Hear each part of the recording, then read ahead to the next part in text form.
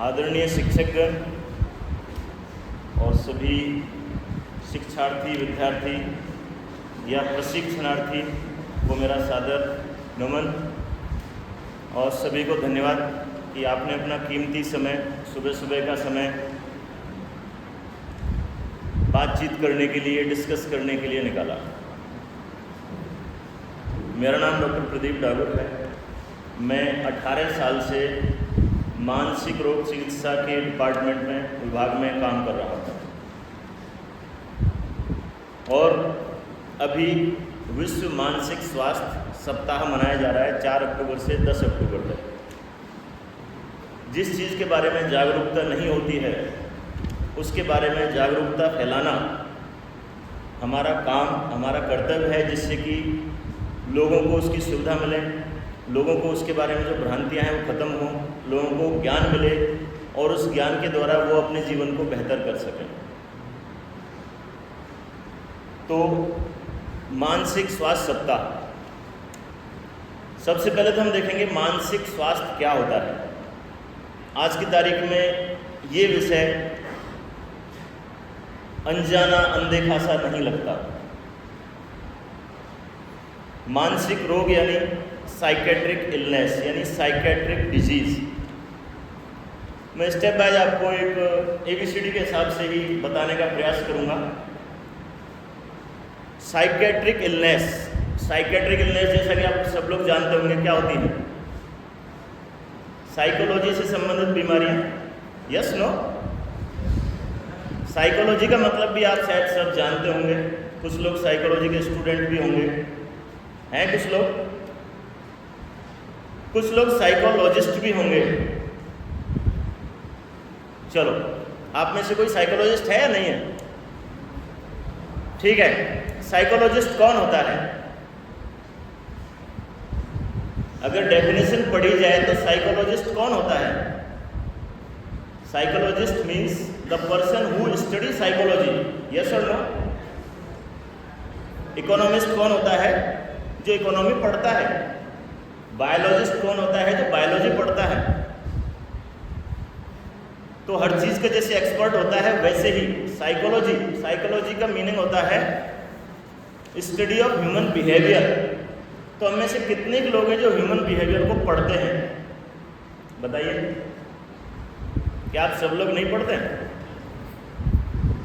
हम सब लोग ह्यूमन बिहेवियर की स्टडी करते हैं। हमारे सामने जब भी कोई इंसान आता है, जब भी कोई घटना होती है, तो हम उस टाइम उस इंसान के व्यवहार को स्टडी कर रहे होते हैं।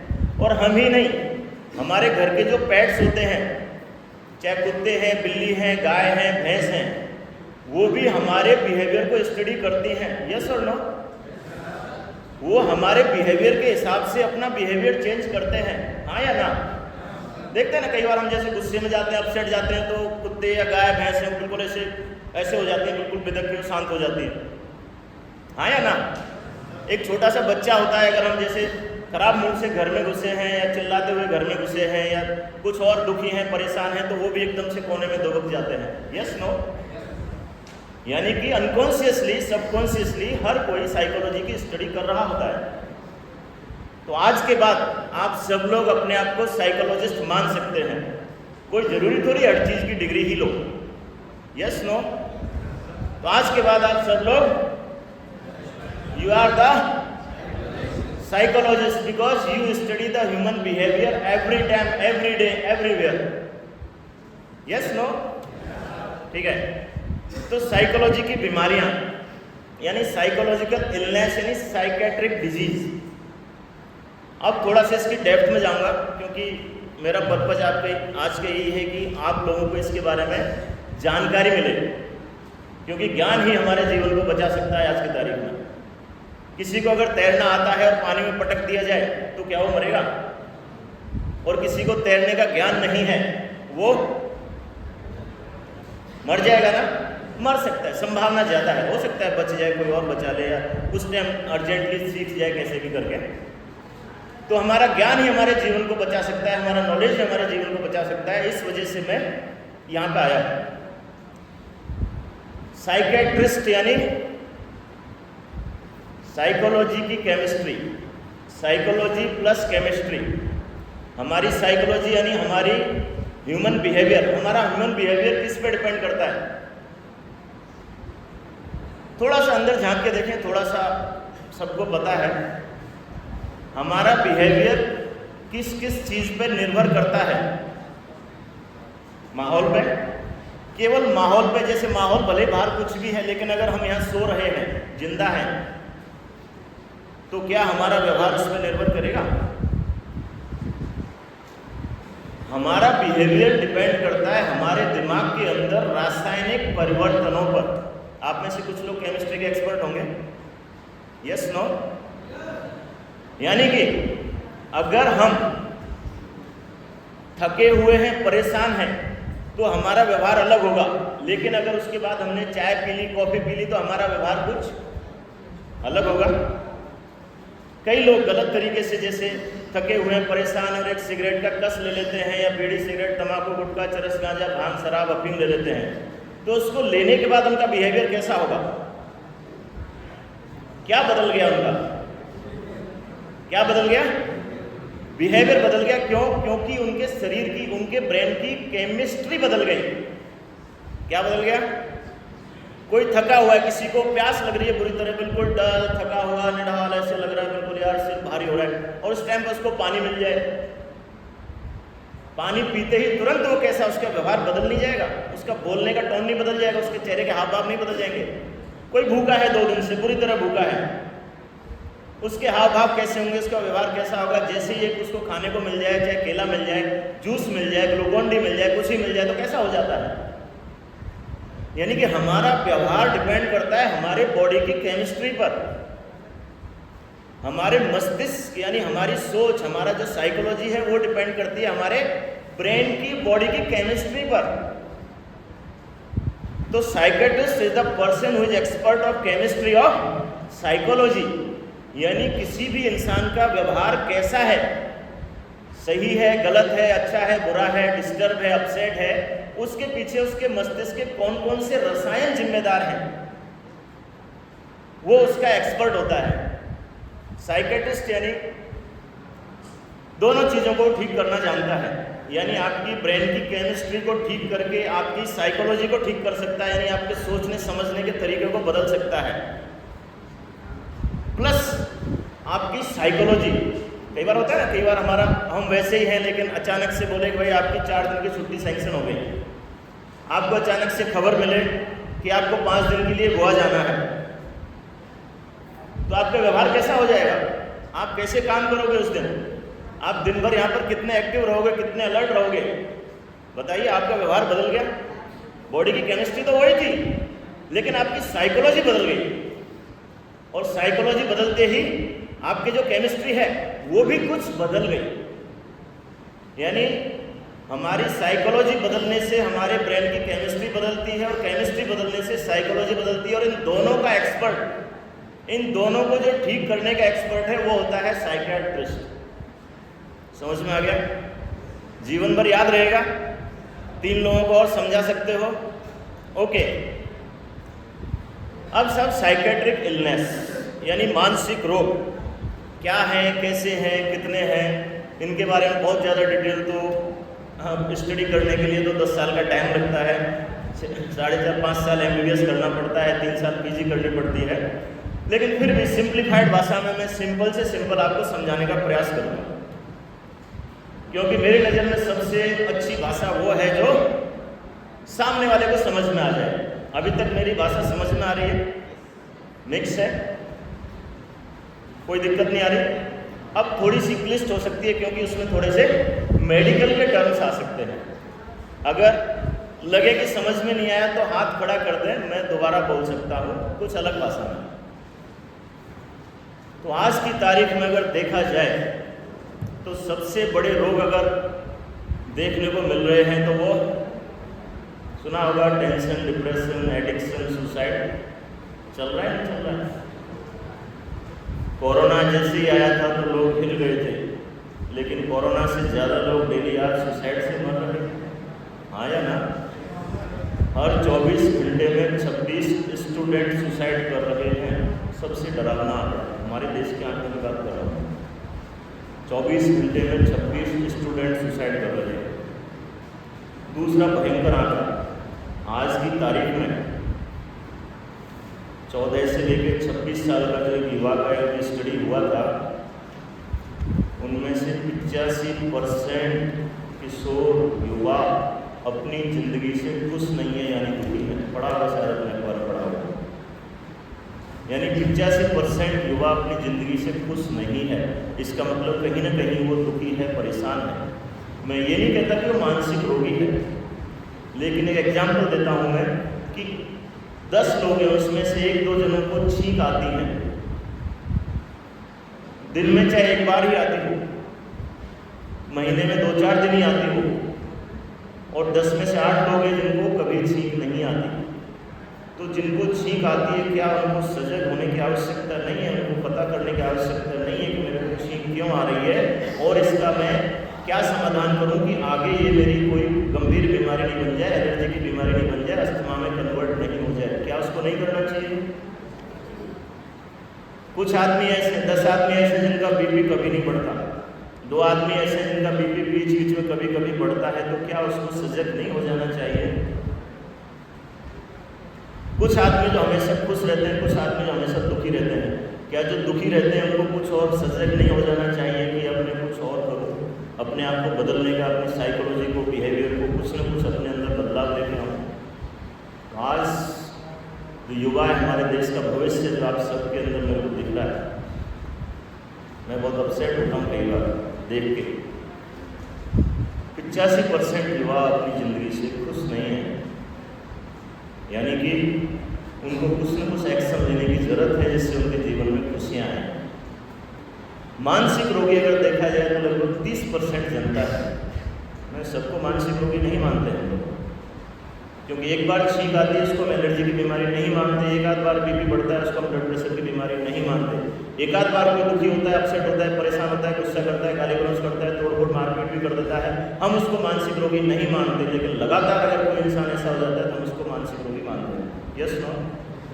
एक क्राइटेरिया है भाई, इतने दिन तक रहना चाहिए, 3 दिन तक रहना चाहिए, 7 दिन तक रहना चाहिए, या ये लक्षण 15 दिन तक रहने चाहिए, तब जाके हम उसको मानसिक रोग मानते हैं। लेकिन जिसके अंदर कुछ समय के लिए आता है, इसका मतलब उसके अंदर संभावना ज़्यादा है। Yes no? तो हमको सजग होने की ज़रूरत है, क्योंकि आज की तारीख में लगभग 30% जनता मानसिक रोगों से ग्रस्त है। हमारे देश का औसत परिवार का साइज है लगभग 4.5 लोग। औसतन एक परिवार में 4.5, 5 लोग मान लो आप, 4.5 तो होते नहीं, 5 लोग मान लो या 4 मान लो, 40 करोड़ रोगी हैं। 40 करोड़ रोगी यानी लगभग हर घर में औसतन एक मरीज हो गया।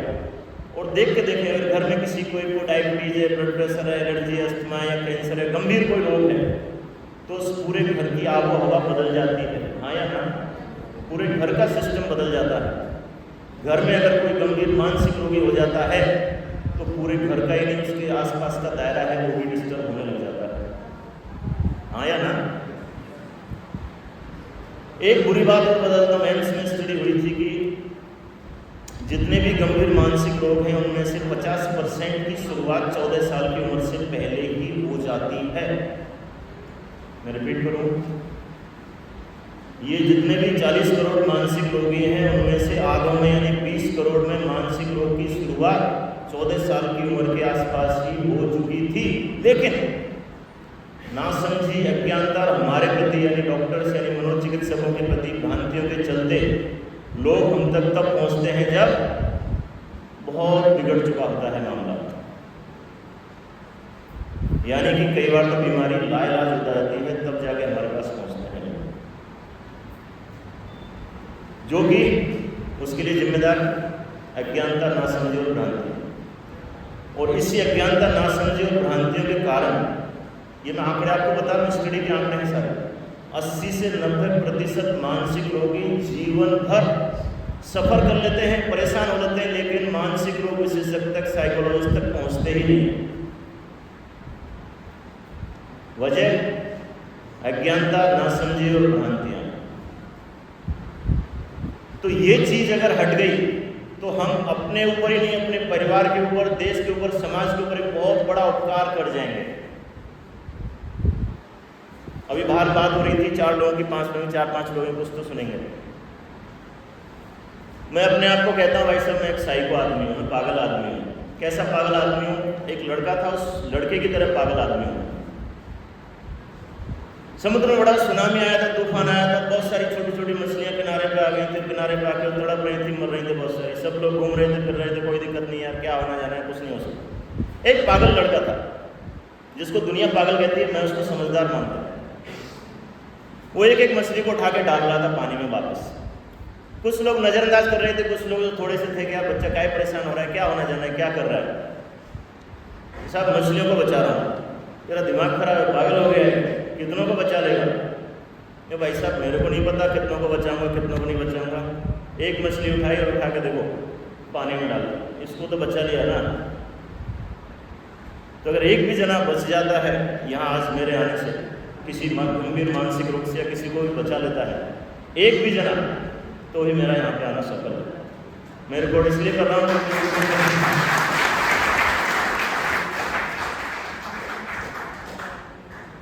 तो मानसिक रोग क्या होते हैं, कैसे होते हैं, इसके बारे में थोड़ा सा डिटेल बताएं, जिससे कि आपकी भ्रांतियाँ दूर हों। अभी तक लगता है मानसिक रोग यानी पागलपन, नहीं, बिल्कुल नहीं। मानसिक रोग तो सब बेवकूफ़ों को होता है, गंवारों को होता है, नादानों को होता है और मंदबुद्धियों को होता है। मानसिक रोग कोई अच्छे समझदार और एक एजुकेटेड और वैसे आदमी को थोड़ी होता है। क्यों सर? मैं कहता हूँ मेरे अंदर भी मानसिक रोग हो सकता है कभी भी, और अगर मेरे अंदर हो सकता है तो आप सबके अंदर भी कभी भी किसी को भी हो सकता है। क्यों? क्योंकि इसका कारण अलग है, कारण हम बताते हैं। तो मानसिक रोग का जो रूट कारण है वो है हमारे मस्तिष्क के रसायनों में कुछ गड़बड़ हो जाए या फिर हमारी सोच में गड़बड़ हो जाए, साइकोलॉजी में गड़बड़ हो जाए। मैं सिंप्लीफाइड करूंगा।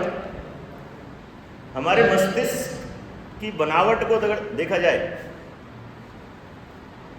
मस्तिष्क को अगर देखा जाए तो मस्तिष्क बना होता है कोशिकाओं से, जिनको कहते हैं न्यूरॉन। हमारा पूरा शरीर बना होता है किससे? कोशिकाओं से। कोशिका हमारे शरीर की एक यूनिट है। सभी अलग अलग टाइप की कोशिकाओं से बनी होती है। कोई लिवर की हेपेटोसाइट होती है, किडनी की नेफ्रॉन्स होते हैं, ब्रेन के न्यूरॉन्स होते हैं, हड्डियों के ऑस्टियोसाइट्स होते हैं। अगर डिस्टर्ब कर रहा है तो कोई नहीं, हटा सकते हैं। नहीं सही है। अच्छा, ओके, नो प्रॉब्लम। तो हमारे मस्तिष्क के जो न्यूरॉन्स हैं वो कितने मजबूत हैं, वो पहला तो डिपेंड करेगा हमारे जेनेटिक्स पे।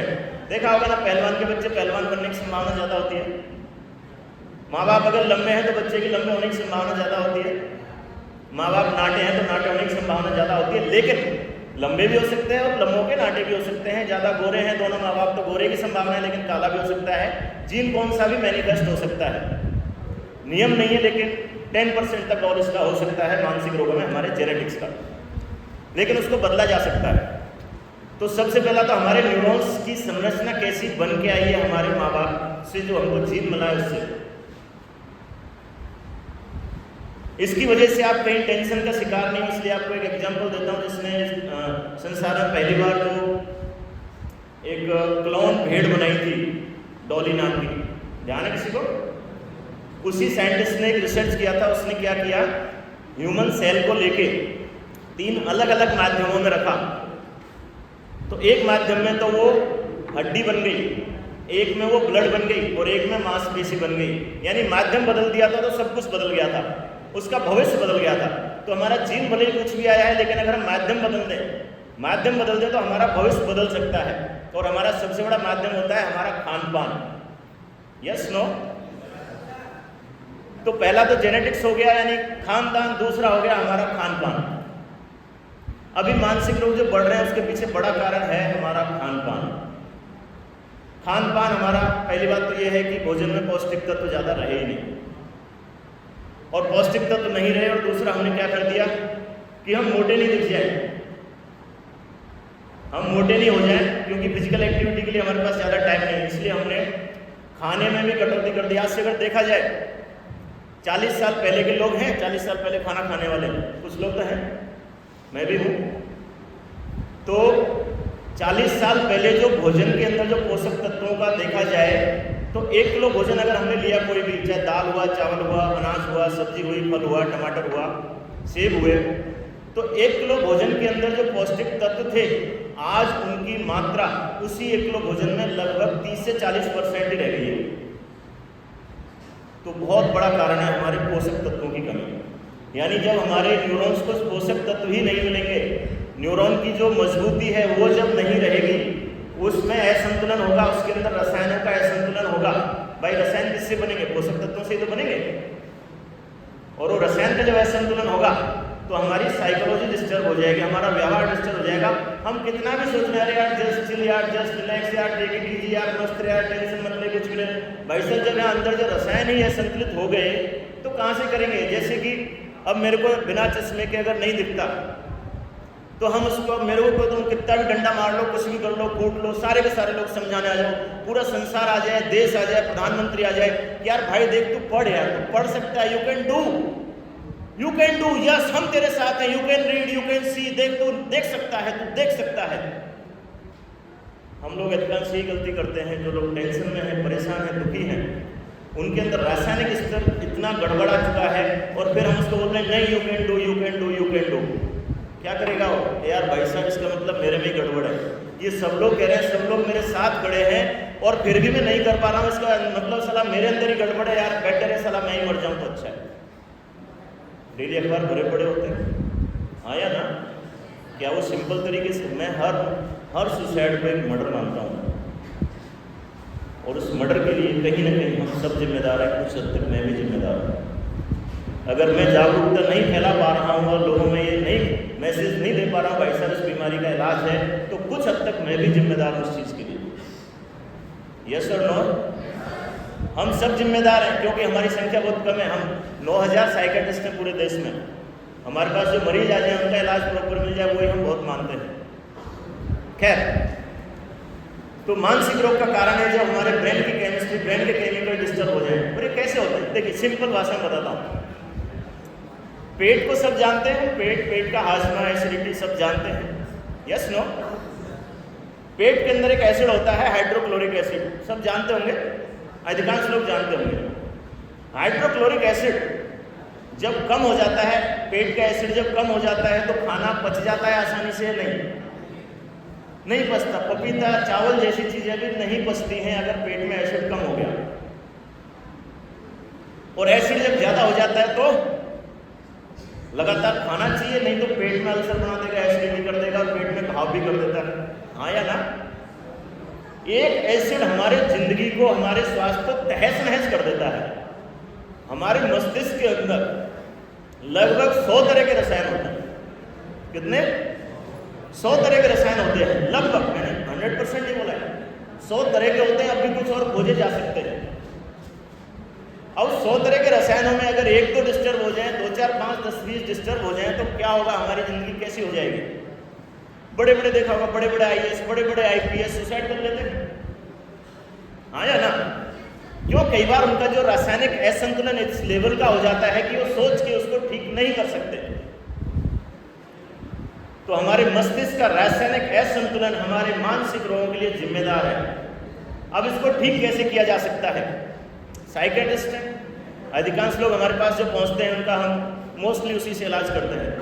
लेकिन मैं जानता हूं कि मेरे पास हर 1-2 दिन में एक मरीज ऐसा होता है जो बोलता है कि सर मेरे गांव से या मेरे जान पहचान में से 15-20 मरीजों के साथ में आया और उनको जानता हूं, 1-2 को छोड़ के सब बिल्कुल ठीक हो गए, हमेशा के लिए ठीक हो गए। जबकि सुना होगा कि मानसिक रोग आसानी से ठीक नहीं होते हैं, सुना है ना? अधिकांश लोगों को लगता है साहब इनकी दवाई इसलिए चालू नहीं करते क्योंकि दवाइयाँ बंद ही नहीं होती हैं। तो पहला कारण तो ये है कि जब 14 साल की उम्र में बीमारी चालू हो गई, हमारे पास 24 साल की उम्र में या 34 साल की उम्र में लोग जा रहे हैं, इतनी बीमारी बढ़ चुकी है तो वहाँ से कहाँ से ठीक होगी? भाई साहब ब्रेन के अंदर परमानेंट चेंजेस कर चुकी है वो, यस नो? फिर भी बहुत सारे लोग ठीक हो जाते हैं। तो पहला तो हमारा काम है दवाइयाँ देना। यानी जब पेट की एसिडिटी के लिए दवाई लेने में कितने लोगों को शर्म आती है? पेट की एसिडिटी की बीमारी की दवाई लेने में कितने लोगों को शर्म आती है? बताइए, आती है क्या? नहीं आती ना? बिल्कुल नहीं आती। तो जब दिमाग के एसिड डिस्टर्ब होते हैं तो उनको संतुलन में लाने के लिए, दवाई लेने के लिए शर्म टाइप, यानी कि अगर शुरुआत में उसका संतुलन कर दिया जाए, प्रॉपर दवाई ले ली जाए तो बहुत जल्दी, यानी कई बार तो 2 महीने, 3 महीने, 6 महीने कोर्स में बड़े बड़े रोगी ठीक हो जाते हैं। मेरा एग्जाम्पल है कि मेरे को लगा था यार 6 महीने लेनी पड़ेंगी, 5 दिन की दवाई ली और अब मेरे से 10 साल तक अभी मिलता रहता है वो। क्योंकि साहब आपने तो कहा था 6 महीने दवाई लेना, लेकिन साहब मैं तो साहब 5 दिन दवाई ली और मैं ठीक हो गया, साहब आप फालतू दवाई देते। मैंने भाई साहब देखो, मैं तो एक पुलिस वाले की तरह हूँ, मैं अपने नियम कायदे नहीं लगा सकता, जो किताब में लिखा हुआ है वो गाइडलाइन में आपको बताता हूँ। अब नेक्स्ट चलते हैं, नेक्स्ट एंड लास्ट 15 मिनट में मैं प्रयास करूँगा, क्योंकि मेरे को भी जाना है, आप सबका समय भी कीमती है। इलाज तो यह हो गया, लेकिन बचाव इससे ज़्यादा जरूरी है, क्योंकि 80 से 90% मानसिक रोगी नहीं पहुंच सकते और इतने एक्सपर्ट भी नहीं है, डॉक्टर भी नहीं है। इसलिए मैंने एक सिस्टम बनाया हुआ है लोगों को एजुकेट करने का, लोगों को बताने का कि आप अगर ये चीज़ फॉलो कर लोगे तो 90% तक बीमारियों से बच जाओगे। क्या वो जानना चाहोगे? इंटरेस्टेड है? उससे पहले बताओ मानसिक रोग क्या कैसे कैसे होते हैं। 2 तरह के मानसिक रोग होते हैं, एक तो रसायन की कमी से और एक रसायन की अधिकता से। तो रसायन की कमी होगी तो क्या होगा? सिरदर्द हो सकता है, कोई भी बात झेलेगी नहीं, हो सकता है धूप भी नहीं झेले, हो सकता है कोई बात नहीं झेले, हो सकता है तेज आवाज नहीं झेले, हो सकता है लड़ाई झगड़ा नहीं झेले। फिर क्या होगा साहब? टेंशन होएगा, यानी किसी को हार्ट अटैक होगा और मेरे नहीं हो जाए, और मेरा एक्सीडेंट नहीं हो जाए, अगर फेल होगा तो क्या होगा? तो ये इस टाइप की बीमारी है टेंशन रिलेटेड। डिप्रेशन में क्या होता है? मन दुखी रहता है, उदास रहता है, लगातार परेशान रहता है, रोने का मन करता है, किसी काम में मजा नहीं आता, जिंदगी बेकार लगती है, हताशा निराशा लगती है, मरने तक के विचार आने लग जाते हैं। ये तो होते हैं रसायनों की। एक कई बार डाउट आते हैं, कोई शंका, जैसे मैंने ये कैमरा चालू किया कि नहीं, मैंने ये मोबाइल ऑफ किया है कि नहीं, मैंने गेट लगाया कि नहीं, मेरे हाथ ढंग से साफ हुए हैं कि नहीं, ये कई बार डाउट आने लग जाते हैं। ये तो रसायनों की कमी के कारण होते हैं। दूसरे होते हैं रसायनों की अधिकता के कारण। आवाज जा रही है पीछे तक? Yes sir. दूसरे होते हैं रसायनों की अधिकता के कारण। उसमें क्या होता है? रसायन जब बढ़ जाते हैं तो आदमी की ऊर्जा कई बार दिमाग की बहुत ज़्यादा बढ़ जाती है, कई बार 6 जने कंट्रोल नहीं कर पाते हैं, उन्माद की बीमारी हो जाती है, जिसमें आदमी बहुत बड़ी बड़ी बात, बड़े बड़े प्लान, दादागिरी, नेतागिरी, खुश रहना, मस्त रहना, तोड़ फोड़, मारपीट, दंगा फसाद, कोई डर नहीं, कोई चिंता नहीं, कोई फिक्र नहीं, कोई गम नहीं, कुछ नहीं, सोना भी नहीं, फिर भी एनर्जेटिक एक्टिव रहना। कई बार रसायन बहुत अस्त व्यस्त हो जाते हैं तो ये लगता है कि यार ये मेरे दुश्मन है, मरवा देंगे, पीछे पड़े हुए हैं, कुछ गलत कर रहे हैं, बुरा कर रहे हैं। और ये चीज़ कई बार नशे के कारण भी हो जाती है।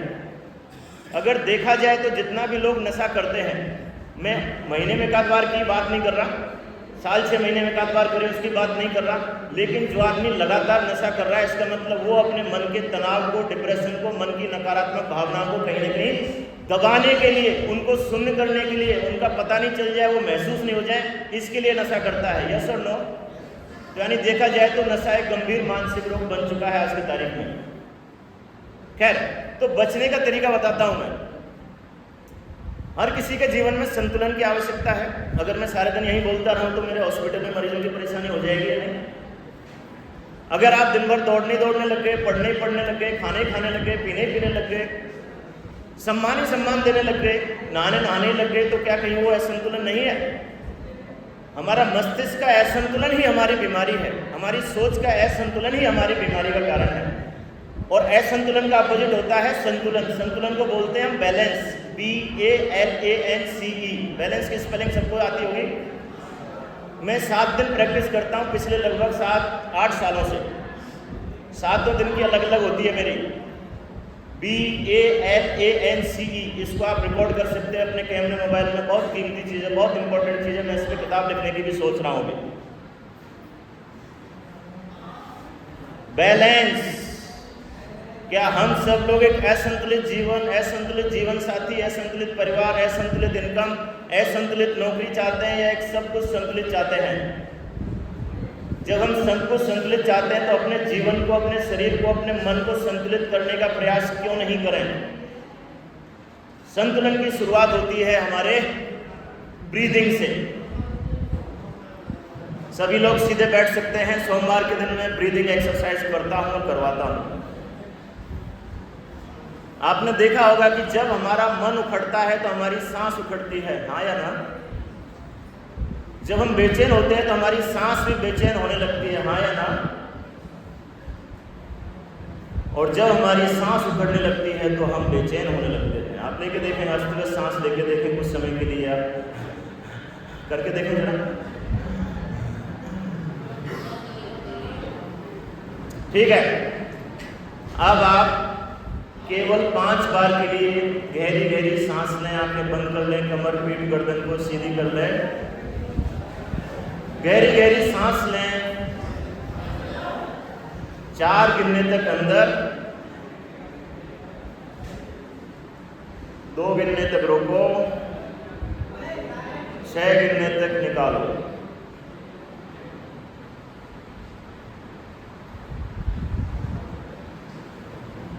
अपनी लय में धीरे धीरे लें,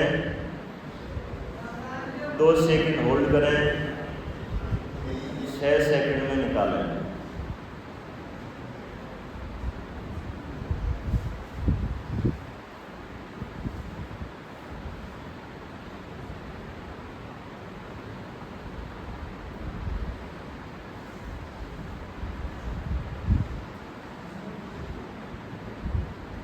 आप तुलना करें, पहले कैसा महसूस कर रहे थे और अब कैसा महसूस कर रहे हैं।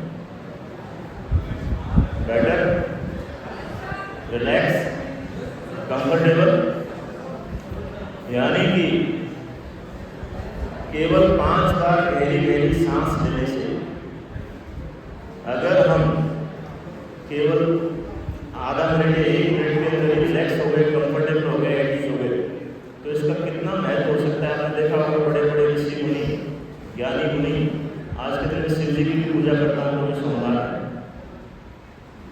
इस बड़े लेवल पर पहुंचने के बावजूद भी शिव जी कितने समय तक ध्यान और डीप ब्रीथिंग और कितना कितना करते होंगे। आपने देखा होगा, सुना होगा, पढ़ा होगा। अधिकांश लोग हिंदू होंगे। शिव जी, महादेव, सब कुछ, यानी इतना बड़ा लेवल का भगवान का दर्जा पाने के बावजूद वो ध्यान किया करते थे। और ध्यान में गहरी गहरी सांसें तो चलती हैं। ध्यान में कोई जल्दी जल्दी सांस लेता है क्या? यानी कि धीमी धीमी गहरी गहरी सांस लेने से केवल वो सांस तक ही सीमित नहीं रहती है, वो हमारे शरीर की जो डीप सेल्स हैं, डीप कोशिकाएं, डीप अंगों का जो बिल्कुल डीपेस्ट एरिया है, वहां तक ऑक्सीजनेशन होता है। और वहां से केवल ऑक्सीजनेशन नहीं होता, वहाँ पे ब्लड का सर्कुलेशन भी होता है। सर्कुलेशन के साथ न्यूट्रिएंट्स तो पहुँचते ही हैं, वहाँ पर जो टॉक्सिक सब्सटेंस यानी जहरीले या वेस्ट प्रोडक्ट जो इकट्ठा हुए हैं वो भी बाहर निकलते हैं। सही है, गलत है? कुछ ऐसा तो नहीं समझ में नहीं आया? तो अगर आप गहरी गहरी सांस लेते हैं तो केवल आपके फेफड़े नहीं, आपके दिमाग का जो डीप है, दिमाग की गंदगी, आपके लिवर, किडनी, आँख, नाक, कान, अंदर तक की पूरी गंदगी उस टाइम के लिए साफ हो जाती है और आप कंफर्टेबल एटलीस्ट हो जाते हो। Yes, no? तो जीवन में यहाँ से अगर आए तो सीख के जाना, वो एक मछली आप सब बन के जाना। वो एक मछली आप खुद अपने आप को मान लेना, भाई साहब अपन तो सलाह फिट रहेंगे, स्वस्थ रहेंगे, मेंटली हेल्दी रहेंगे रे यार। मैं 90% गारंटी ले रहा हूँ, आप 100% गारंटी ले सकते हो। तो अगर आप डेली 5 मिनट के लिए डीप ब्रीदिंग करें, मैंने मुस्लिम्स की स्टडी की है, जो लोग नमाज पढ़ते हैं तो नमाज के टाइम में भी डीप ब्रीदिंग होती है। 5 बार जो नमाज पढ़ते हैं उनके अंदर मानसिक रोग आसानी से नहीं होते, ज़्यादा मजबूत होते हैं वो लोग। हमको सबसे सीखना चाहिए। केवल 5 मिनट के लिए अगर आप डीप ब्रीदिंग करते हैं डेली, और दिन में अगर 3 बार 4 बार कर लिया, सुबह उठते ही कर लिया, दोपहर में कर लिया, शाम को कर लिया, तो आपका मानसिक स्वास्थ्य पहले से, मैं पूरी गारंटी देता हूं, पहले से बेहतर हो जाएगा। आंकड़ा नहीं है 10-20%, 30%, 40%, मेरे को नहीं पता, लेकिन डेफिनेटली बेटर हो जाएगा। Are you agree or not? 100% agree? Okay. BA for होता है एक्टिविटी। एक्टिविटी मैंने लिया हुआ है गतिविधि।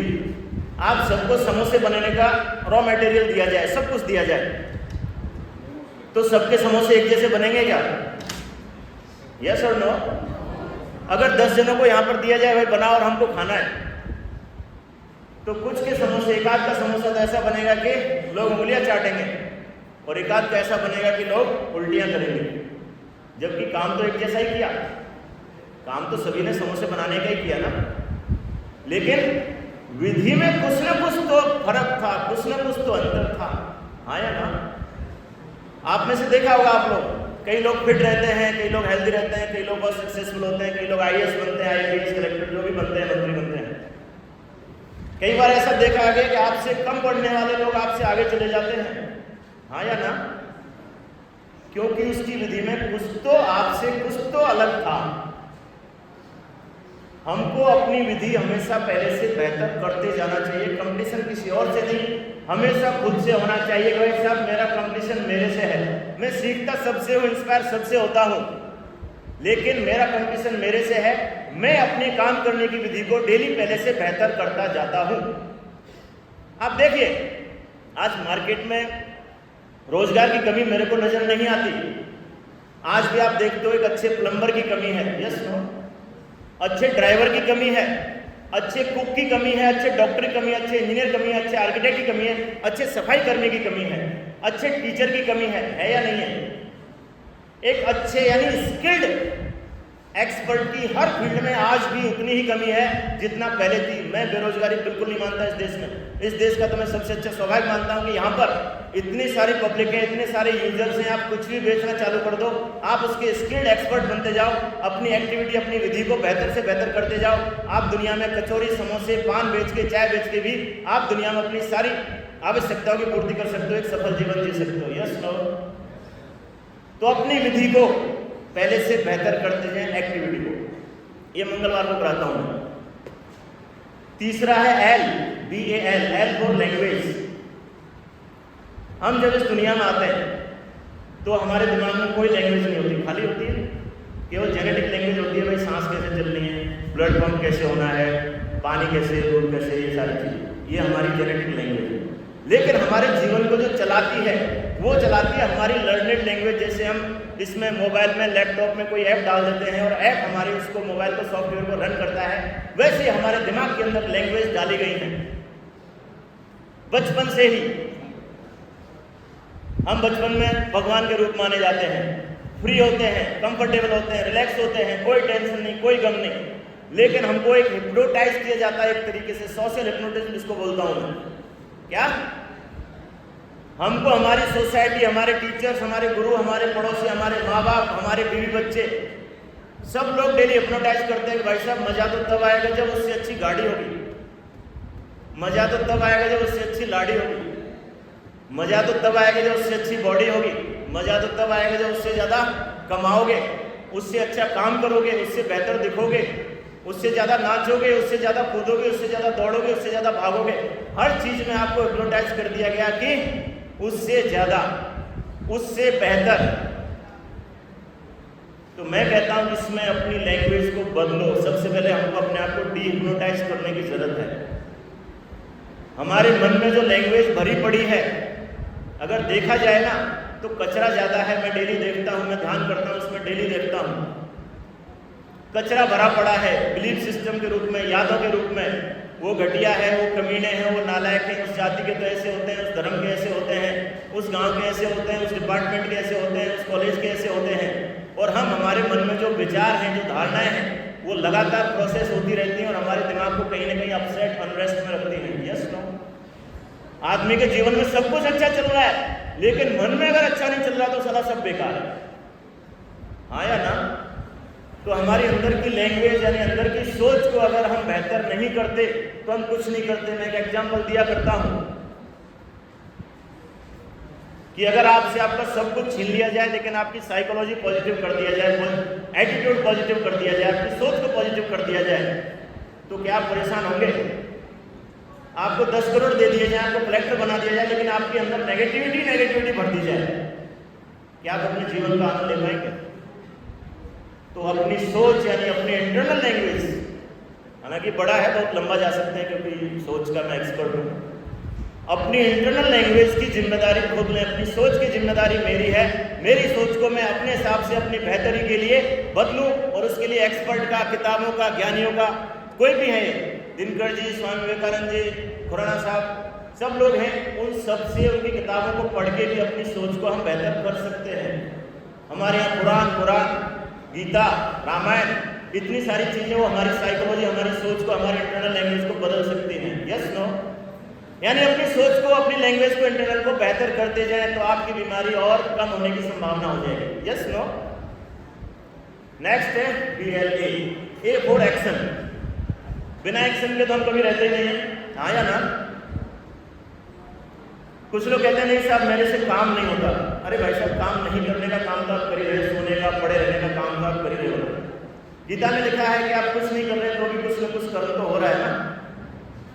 पड़े रहने का, निठल्ले होने का, आलस में रहने का, कुछ न कुछ कर्म तो हो ही रहा है ना। अपने आप को रोकने का कर्म तो हो ही रहा है ना। तो जब कर्म हो ही रहे हैं तो उसके लिए हम अवेयरनेस डेवलप करें। एक बार मैं बताता हूँ कि 5 तरह के कर्म करता है इंसान अपने जीवन में, और हम सब करते हैं, ऐसा नहीं कि मैं अलग हूँ। एक तो होता है सर्वश्रेष्ठ कर्म। सर्वश्रेष्ठ का मतलब होता है जिसमें इंसान अपनी परवाह किए बिना दूसरों की भलाई के लिए काम करने लग जाता है। स्वामी विवेकानंद 40 साल की उम्र से पहले चले गए, क्योंकि दुनिया की भलाई करने का बीड़ा उन्होंने उठाया था कि मेरा देश का जब एक नागरिक जब दुखी है तो मैं चैन से कैसे सो सकता हूँ। लगभग 31 तरह की बीमारियां थी इनको। हाँ, एग्जाम्पल लेके इतनी बीमारियां थी फिर भी ये लगे रहे। और लोग आजकल छोटी छोटी बीमारियों का बहाना बना के काम करने से रुक जाते हैं। इनको डायबिटीज थी, इनको इंसोम्निया था, इनको ब्लड प्रेशर हो गया था, इनको कई सारे इन्फेक्शन हो जाते थे। गूगल पर सर्च करना, लगभग 30 तरह की बीमारियां थी। लेकिन ये परहित में इतने समर्पित हो गए कि आज इनका फोटो यहाँ टंगा है। और आज के युवाओं के लिए सबसे बड़ा प्रेरणा स्रोत मैं आज की तारीख में भी इनको मानता हूँ, स्वामी विवेकानंद। परहित सर्वश्रेष्ठ कर्म है। मैं नहीं कहता कि आप अपने जीवन को समर्पित कर दो, ऐसे नहीं कहता, बिल्कुल मैं ही नहीं हूँ इस लेवल का। दूसरा होता है श्रेष्ठ कर्म। श्रेष्ठ कर्म में आता है इंसान जब अपना भी फायदा कर रहा है, दूसरे का भी फायदा कर रहा है। जैसे कि आप लोग हैं शिक्षक, अपना फायदा कर रहे हैं, इनकी इनकम हो रही है, पैसे कमा रहे हैं, आपको शिक्षा दे रहे हैं, आपका भी फायदा हो रहा है। मैं हूँ, मैं मरीज से फीस लेता हूँ और उनको बेहतर सलाह देता हूँ, दवाई देता हूँ, मेरी भी कमाई हो रही है, उनकी भी जिंदगी बेहतर हो रही है। श्रेष्ठ कर्म। साधारण कर्म हो गया जिसमें हम केवल अपना फायदा कर रहे हैं, दूसरे का ना तो कोई फायदा कर रहे हैं ना नुकसान कर रहे हैं। जैसे हम सुबह दौड़ते हैं, भागते हैं, कसरत करते हैं, अच्छी डाइट लेते हैं, तो ये साधारण कर्म हो गए और हम सब करते हैं। फिर होता है इससे नीचे कैटेगरी के बुरे कर्म। बुरे काम में क्या होता है, आदमी अपने फायदे के लिए दूसरे का नुकसान भी करने लग जाता है। आज की इस दुनिया में इस कैटेगरी के लोग बढ़ते जा रहे हैं। और यहाँ तक भी कोई ऐसी कोई ज़्यादा इतनी बड़ी समस्या नहीं है, क्योंकि अधिकांश लोग ऐसे होते हैं जो अपने फायदे के लिए नुकसान करने से नहीं चूकते हैं। या नहीं? सही है गलत? मैंने गलत तो नहीं बोला सर? कितने लोग एग्री कर रहे हैं? अपने फायदे के लिए दूसरे का नुकसान करने लगे, बुरे काम है। लेकिन इससे ही बुरा, इससे भी निकृष्ट नीच काम है जिसमें आप खुद का भी नुकसान कर रहे हो और दूसरे का भी नुकसान कर रहे हो। यानी कि अगर आप जंक फूड खा रहे हो तो आपका फायदा हो रहा है क्या? अब ये मत कहना साहब मैं तो दुकान चलाने के लिए, क्यों कहीं लोग के पास शराबी आता है, क्यों पीता है? क्योंकि साहब सरकार को राजस्व मिलता है, सबसे बड़ा राजस्व हम शराबियों की वजह से ही चलता है। कोरोना में आपने देखा सब धंधे चौपट हो गए थे, लेकिन शराब की दुकान खोली थी सरकार ने, कुछ तो इनकम हो उसकी। इस लेवल पर मत जाना, यानी खुद का भी नुकसान कर रहे हैं। आज आप डायरी बनाना देखना, आज के बाद चिंतन मनन करना, क्योंकि मेरे से मिलने के बाद, मेरे से डिस्कस के बाद कुछ न कुछ तो केमिस्ट्री में आपके चेंज आएगा, कुछ न कुछ तो साइकोलॉजी में चेंज आना जरूरी है। मनन करना कि आप कौन कौन से काम हैं जो सर्वश्रेष्ठ करते हैं, श्रेष्ठ करते हैं, साधारण करते हैं, बुरे करते हैं और नीच और निकृष्ट करते हैं, जिनसे खुद का भी नुकसान। जैसे कि अगर हम गाली गलौज करते हैं, तोड़फोड़ करते हैं, मारपीट करते हैं, चोरी करते हैं, इसका पता है कि नुकसान है, नशा करते हैं, अफीम एडिक्शन में करते हैं, आलस में पड़े रहते हैं, खुद का भी नुकसान, घर का भी नुकसान। आपको भी पता है दौड़ने से आपका, अगर नहीं दौड़ेंगे, पड़े रहेंगे, आलस में रहेंगे, लेट तक सोते रहेंगे, 9-9, 10-10 बजे तक, रात को 12-12, 2-2 बजे तक सोते हैं, मोबाइल ज़्यादा देखते रहते हैं, आपका नुकसान है या नहीं? आपके घर वालों का नुकसान है या नहीं? सबका नुकसान हो रहा है। तो कम से कम ऐसे कर्मों से आप अपने आप को देखें और नीचे वाले नीच निकृष्ट कर्मों से धीरे धीरे प्रोग्रेस करते करते सर्वश्रेष्ठ की तरफ बढ़े। तो ये होता है कर्म, एक्शन। इसके बाद आ गया बैलेंस का एम और न्यूट्रिशन बताता हूं। आज हम देखा जाए तो अधिकांश लोग जो भोजन करते हैं जिह्वा ग्रंथि को संतुष्ट करने के लिए, खुश करने के लिए, आनंदित करने के लिए। Yes no? ठीक है, करें। मैं कहता हूं भाई महीने में आप 4 दिन इसके लिए डोनेट करते हैं, भाई साहब जीव दूध तेरे को सारे मजे दिलाऊंगा, कोई दिक्कत नहीं है, जो भी स्वादिष्ट भोजन है मैं कराऊंगा। लेकिन महीने के 25 दिन 26 दिन मैं केवल वही खाऊंगा जो मेरे शरीर की एक एक कोशिका को पोषण दे, मेरे मस्तिष्क को पोषण दे, मेरे शरीर को मजबूत करे, बेहतर करे, मेरे लिवर, किडनी, आंख, नाक, कान, जीभ, हमारे ब्रेन, मस्तिष्क सबको जो मजबूत करे, मैं वही भोजन करूंगा। और इस भोजन में आता है हमारे हरी सब्जियां, सलाद, फल, मैं नहीं कहता सब लोग अफोर्ड करो बादाम काजू किशमिश खाओ, नो, उनसे भी बेहतर है मूंगफली भिगो दो रात को, सुबह खाओ, अंकुरित होने के बाद और ज़्यादा अच्छी होती है। चने भिगो दो, मूंग मोट भिगो दो, वो खाओ,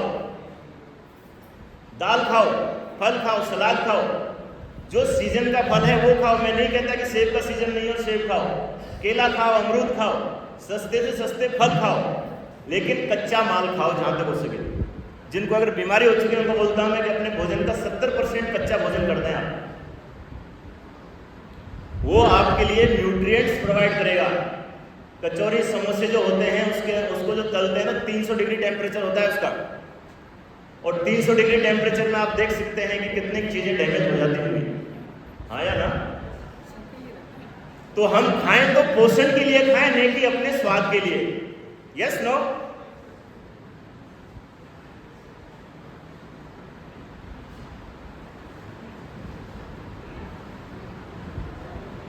पानी आया तो पानी भी पिएं। बहुत सारे लोग हम देखते हैं जो केवल पानी की कमी से सिरदर्द से ग्रस्त होकर आते हैं, पूछते हैं पानी कितना पीते हो, सब पानी तो प्यास लगती पी लेते हैं। तो मैं एक चीज़ बोला करता हूँ कि खाना खाओ भूख के बाद और पानी पियो प्यास से पहले। हमारे शरीर का 70% पानी है, और बहुत सारे लोग यहाँ तक आंकड़ा एक आया था, अभी पढ़ रहा था मैं, किसी ने सर्वे किया था कि लगभग 70-75% तक लोग हम डिहाइड्रेटेड हैं इंडिया। डिहाइड्रेटेड यानी पानी की कमी है, यानी हम प्यास लगने के बाद ही पानी पीते हैं। क्या आप लोग ऐसी ज़िंदगी चाहोगे जब आपके जीवन में समस्याएं आए तब जाके आप पैसे कमाने की सोचो, जब गरीब हो जाए पैसे कमाने की सोचो, एडवांस में कमा के रखने की सोचते हो, एडवांस में सोचते हो ना, तो भाई साहब पानी तो एडवांस में पी के रखें। क्या सी एन आ गया, एन फॉर न्यूट्रिशन, यानी अपने न्यूट्रिशन को बेहतर रखें। दूध दही खाएं, अंडे खा सकते हैं, पनीर खा सकते हैं, और भी खा सकते हैं। फिर आ गया सी फॉर कैश। मैं आज स्वास्थ्य की डेफिनेशन जो WHO कहता है वो कहता है health is state of complete physical, mental, social and spiritual wellbeing, not merely absence of disease. यानी एक हेल्थी इंसान की पहचान ये नहीं है कि उसके अंदर कोई रोग नहीं है, बल्कि हेल्थी इंसान वो है जो शारीरिक, मानसिक, सामाजिक और आत्मिक रूप से स्वस्थ है, वो हेल्दी है। तो मैं इसमें एक चीज और जोड़ना चाहता हूँ, वो होता है आर्थिक रूप से। इस कलयुग में अगर आप लोग आर्थिक रूप से स्वस्थ नहीं हैं, अगर आपकी जेब में पैसा नहीं है, आप कमा नहीं रहे हैं, तो आपका स्वस्थ रहना आसान नहीं है। आज के टाइम मानसिक रोग का एक बड़ा कारण बेरोजगारी और गरीबी भी बन चुका है। सेकंड नंबर पर जो सुसाइड हो रही है ना, सेकंड का फर्स्ट नंबर पर जो सुसाइड हो रही है वो किसान लोग कर रहे हैं। क्यों? क्योंकि उनको उनकी कमाई का पूरा पैसा नहीं मिल पा रहा है, उनकी मेहनत के अनुरूप उनको मजदूरी भी नहीं मिल पा रही है। तो हमको फाइनेंशियली अपने आप को स्ट्रॉन्ग करना है। एक इसी कॉलेज के प्रोफेसर थे, एक बार मेरे से सवाल पूछा, डॉक्टर साहब मेरे को बार बार बीच में अपसेट में टेंशन में क्यों आ जाता हूँ। मैं किसी का नाम नहीं बताता, यहीं के थे। मैंने कहा सर आपकी सैलरी है एक्स बाई वाट एवर, जो भी 1.5 हो, ठीक है, आपका खर्चा है 50,000, 60,000 जो भी, ठीक सर। अब आपके पास 10 महीने बाद एक कोई बड़ा काम आ गया जिसमें 10 लाख की आवश्यकता है, तो आप कितना प्रेशर में आएंगे? नहीं सर कोई प्रेशर नहीं। मैंने कहा 10 करोड़ का आ गया तो सब बिल्कुल प्रेशर में आ जाओ। मैंने कहा अगर पूरे साल आपके 10-10 लाख के 10 काम आ गए तो भी प्रेशर में आ जाऊंगा। तो हमारे मस्तिष्क का स्तर भी ऐसा ही होता है। मैं पैसे का यहाँ से जोड़ के चलता हूँ। हमारे मस्तिष्क सबके अंदर रसायनों का स्तर अलग अलग होता है, हाँ या ना। कई लोग तो डेली चोरी, बदमाशी, हरामीपन, नालायकीपन सब कुछ करते हैं, गंदे बदमाश, एंटी सोशल के होते हैं, फिर भी उनके फर्क नहीं पड़ता, क्योंकि उनके रसायन का स्तर शायद ऐसा बन के आया है कि उनके कोई ज़्यादा फर्क नहीं पड़ता। और कई लोग ऐसे होते हैं जो छोटी सी बात से ही परेशान हो जाते हैं। तो हमको अपने आप को आइडेंटिफाई करके कि यार मेरी ज़्यादा टेंशन झेलने की क्षमता नहीं है। कई लोग बोलता हूँ मैं कि भाई साहब आपकी ज़्यादा टेंशन झेलने की क्षमता नहीं है ना, तो आप इसमें मत जाइए, आप टीचर बन जाइए, आप कॉलेज लेक्चरर बन जाइए, IAS मत बनिए, क्योंकि उसमें बहुत सारे वर्क। आप डॉक्टर भी मत बनिए, डॉक्टर में भी आजकल बहुत ज़्यादा स्ट्रेस है। तो आपकी जितनी क्षमता है, आपकी कितना अकाउंट बैलेंस में है, आपके मस्तिष्क के अंदर कितने रसायन बन रहे हैं, उसके हिसाब से आप अपनी जिंदगी जिए। सेकंड, आप पैसा जो कमा रहे हैं इसको दोनों को तुलना करके देखना। आप जो कमा रहे हैं उससे भी ज़्यादा जरूरी है कि उसमें से कुछ हिस्सा आप बचाएं। एक आदमी 1 लाख रुपए कमाता है लेकिन खर्चा है 1.25 लाख। एक आदमी 10,000 कमाता है लेकिन खर्चा है 8,000। 10 साल बाद किसकी जिंदगी ज़्यादा बेहतर हो सकती है? 10 साल बाद किसी भी फाइनेंशियल क्राइसिस को झेलने की क्षमता किसकी ज़्यादा होगी? यानी कि हमको अपने लूप होल्स, मैं आपको एग्जांपल दे रहा हूँ क्योंकि मैं उस बाबा की तरह हूँ जिसके सामने एक बुढ़िया गई कि साहब मेरा बेटा गुड़ खाता है और वो गुड़ छोड़ नहीं पाता है, क्या करें बताओ? कि माँ जी आप 7 दिन बाद आना। 7 दिन बाद उसको बता देता है कि ऐसे गुड़ छोड़ना है। साहब ये चीज़ आप पहले क्यों नहीं बताइए? उस टाइम बता देते हैं माँ जी उस टाइम में खुद गुड़ खाता था। वेस्टेज रोकें। मैंने पिछले लगभग 3 महीने सिस्टम बना दिया है कि मैं 1000 रुपये के कपड़े पहनता हूँ, केवल 1000 के। ऑफिस में यहाँ पर बाहर जाता हूँ, महीने में 4 दिन अलग पहन सकता हूँ, कुछ भी कोई प्रोग्राम शादी फंक्शन होगा अलग पहन सकता हूँ, लेकिन महीने में 26 दिन 25 दिन में केवल 1000 रुपये के ही कपड़े पहनता हूँ। वेस्टेज हम क्यों कर रहे हैं, किस वजह से कर रहे हैं? इस पैसे को कहीं भी मैं बहुत सारे पेड़ वेड़ लगाता हूँ, बहुत सारी चीज़ों में चलता है मेरा। मैंने कि इसके बजाय मैं अपने ऊपर इसके ऊपर खर्च करता हूँ, इसके बजाय मैं डोनेशन के लिए प्रकृति के लिए कुछ करूँ, अगला वही आ रहा है। हमारे दिमाग की ऊर्जा कहाँ पे वेस्ट हो रही है? कौन से नेगेटिव इमोशन, कौन सी विचारधाराएं हमारे दिमाग की ऊर्जा को, दिमाग के अकाउंट बैलेंस को खत्म कर रहे हैं, वो हमको आइडेंटिफाई करना है, सेव करना है। प्लस पैसे के साथ करना है वही दिमाग के साथ। पैसे को भी हमको क्या करना है? वहां पे लगाना है जहां पे लगाने से हमको ग्रोथ मिले, रिटर्न में ज्यादा मिले। यानी हमको अपनी साइकोलॉजी, हमको अपना व्यवहार भी ऐसा रखना है जिससे कि भाई हम अगर तारीफ करते हैं तो तारीफ मिलेगी, सम्मान करते हैं सम्मान मिलेगा, प्यार करते हैं प्यार मिलेगा, नफरत करते हैं तो, गुस्सा करते हैं तो, जलते हैं तो जो हम देते हैं रिटर्न में वही मिलता है। तो हम मानसिक रूप से हम सकारात्मकता फैलाएं जिससे कि हमको भी सकारात्मकता का रिटर्न में एहसास हो, मिले। तो पैसे के साथ भी यही करें, प्रोडक्शन बढ़ाएं, लूप होल्स को फाइंड आउट करें, खत्म करें हमको, और वहां लगाएं जहां पे उसकी ग्रोथ हो। सी फॉर सी कैसा आ गया? लास्ट आ गया इमोशंस, बैलेंस का ई का इमोशन ही बोलता हूँ। संडे का मैं कई बार मेरे लिए एनवायरमेंट करता हूँ, तो ऐसा मेरा एनवायरमेंट मेरी जिम्मेदारी, मेरी धरती मेरी जिम्मेदारी, मेरी प्रकृति मेरी जिम्मेदारी, जितना मैं कर सकता हूँ उसके लिए करता हूँ। लगभग पिछले 3 सालों में लगभग 5-1000 पेड़ लगाए हैं। पहले वाले काफ़ी डैमेज हो गए, लेकिन इस बार प्रोटेक्ट करके लगाए तो वो सर्वाइव भी करेंगे। एनवायरनमेंट की जिम्मेदारी भी हमारी है, लेकिन आपके लिए ई का मतलब मैं अलग दे रहा हूँ, इमोशंस। आज बहुत सारे लोग परेशान रहते हैं कि साहब मेरे को गुस्सा ज़्यादा आती है, मेरे को जलन ज़्यादा होती है, मेरे को हेट ज़्यादा होती है, मेरे को एंग्जाइटी ज़्यादा रहती है, मेरे को गिल्ट ज़्यादा रहता है, मैं ब्लेम ज़्यादा करता हूँ, मेरे मन में कंप्लेन चलती है। सारे नेगेटिव इमोशन हैं, हाँ या ना? हाँ या ना? और ये नेगेटिव इमोशन यूनिवर्सल है। मेरे को बार मेरी पत्नी बोली क्या डॉक्टर साहब ऐसा हो जाए गुस्सा आए नहीं। मैंने कहा नहीं साहब मैं तो नहीं करूँगा ऐसे। अरे डॉक्टर साहब कर रहे हैं, थोड़ा सा गुस्सा कर देते कई बार आकर। मैंने कहा उस दिन सोमवार ही आज भी हुई है। मैंने कहा यार मैं शिव जी के भाव में रहता हूँ, उसका ध्यान रखो। मैंने कहा यार शिव जी सबसे बड़ा भगवान था, अगर गुस्से को पूरी तरह खत्म करना इंपॉर्टेंट होता तो वो तो खत्म ही कर देता ना। जब उसी ने गुस्से को खत्म नहीं किया तो मैं क्या करूँ यार। लेकिन हाँ, अरस्तु ने एक लाइन बोली है कि आप अपने गुस्से को कब, कहाँ, किसके सामने, कितनी देर तक कर रहे हैं, ये महत्वपूर्ण है। और मैं कहता हूं कि आप अपने नेगेटिव इमोशन को अपना टूल बना सकते हैं। यानी गुस्सा कब करना है, किसके साथ करना है, कैसे करना है, कितनी अमाउंट में करना है, कितनी देर तक करना है और किस पर्पज से करना है, वो इंटेंशन अगर आपका क्लियर है, यानी इसका मतलब आपके गुस्से के ऊपर 100% कंट्रोल हो गया। गुस्सा सबको आता है ना, प्रैक्टिस करें गुस्से को यूज करने का। डर सबको लगता है, हाँ या ना? सबको लगेगा, राजा को भी लगेगा, मंत्री को भी लगेगा, प्रधानमंत्री को, अमीर को, बिल गेट्स को, माइकल जैक्सन को, सबको लगता है। आप डर का भी यूज करने लगे, अपने नेगेटिव इमोशन का फायदा उठाने लगे। मेरे को डर लगता है इसलिए मैं फिट रहने का प्रयास करता हूँ, कब क्या हो, अभी हो सकता है खड़ा चला जाऊँ, बात अलग है। यानी 100% मैं कल एक लाइन बोल रहा था कि इस अनसर्टेनिटी भरी जिंदगी में हम सब कुछ सर्टेन कर लेना चाहते हैं। सही है? अनिश्चितताओं भरी जिंदगी में हम सब कुछ निश्चित चाहते हैं।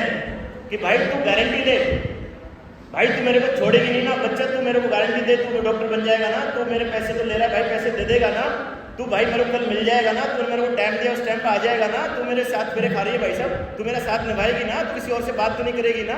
कितनी साला अनसर्टेनिटी भरी इस जिंदगी में हम सब कुछ सर्टेन कर लेना चाहते हैं। तो मैं कहता हूँ लाइफ कंप्लीटली अनसर्टेन है। आप डरिए, हर दिन को हर पल को जीने का प्रयास कीजिए, खुशी के साथ, आनंद के साथ। एक एग्जाम्पल अभी उदास देता हूँ, मैं मुंबई में था, पढ़ रहा था, उस टाइम ऐसे कोई बात थी क्या, तो एग्जाम्पल दिया मैं गाँव आया तो सलाह तुम भाई भाइयों में लड़ाई होती है, भाई भाइयों में बातचीत नहीं होती, मियाँ बीवी बात बच्चों में सलाह तुम्हारे अंदर इतनी प्रॉब्लम चलती रहती है।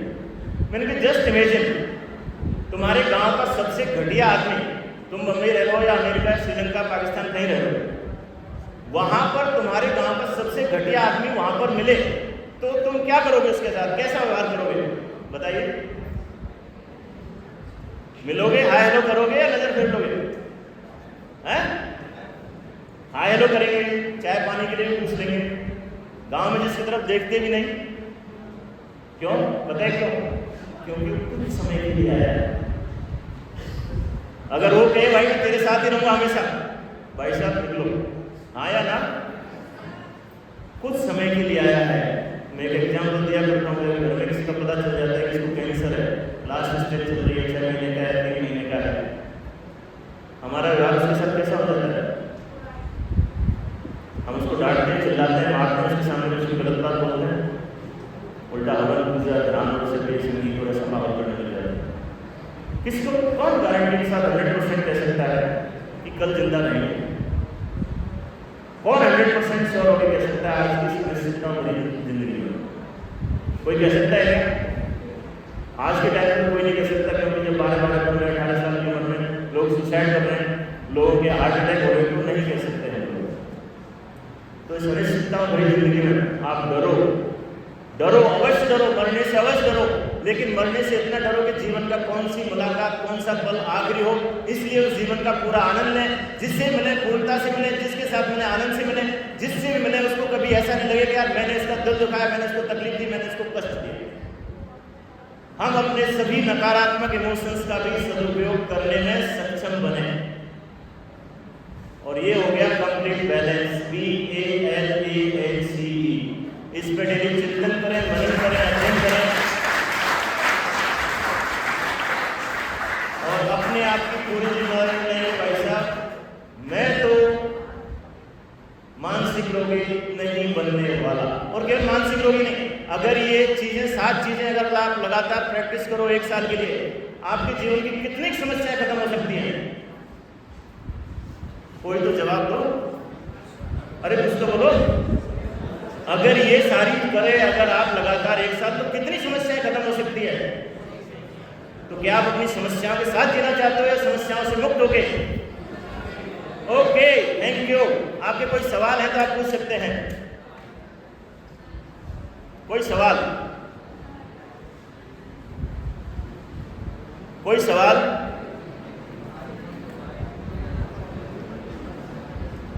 कोई बात नहीं, चिंतन करें, मनन करें, अपने आप से सवाल करें कि मैं इनमें से क्या क्या यूज कर सकता हूं। धन्यवाद।